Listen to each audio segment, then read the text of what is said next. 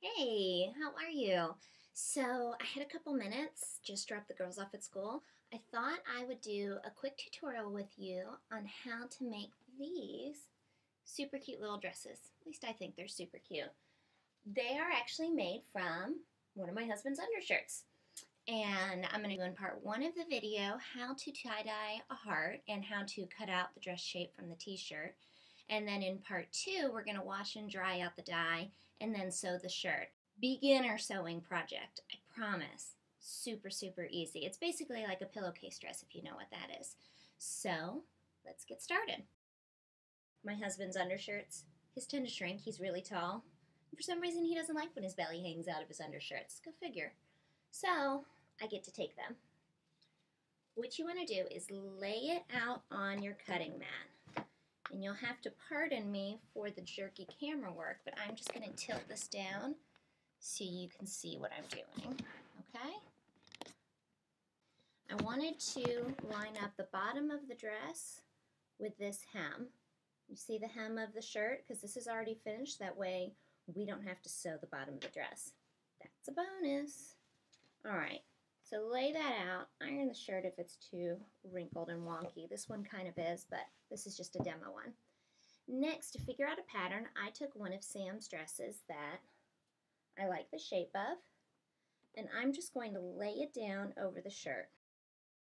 So first, working with the top half, what I'm going to do is I'm going to use a rotary cutter, and this is a 45mm one, which is the average size, and I am going to cut the shirt, and I'm going to leave about 1/4 of an inch between where the dress actually is and where I'm cutting the shirt. That way I have a seam allowance.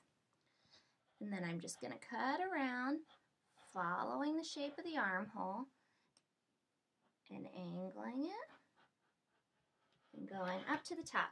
And then we're not doing sleeves, we're doing like a drawstring type of tank top. So this, right around where the sleeve is, you could just notch it to mark where you want the top of the dress to end. And then do the same thing down the side, all the way to the end of the shirt. And you really only need to do half of the dress because then you can just fold it in half to make sure both sides are the same. So then take off your dress, careful not to cut your dress of course, and what you're left with, if you see this top end that we notched where we knew we wanted the top of the dress to end, just keep going with that.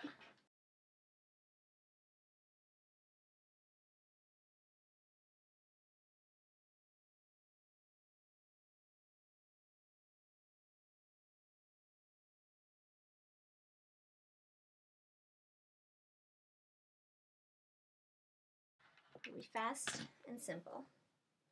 All right. Well, here I am. So you should have something like this. You're going to have two, the front and the back.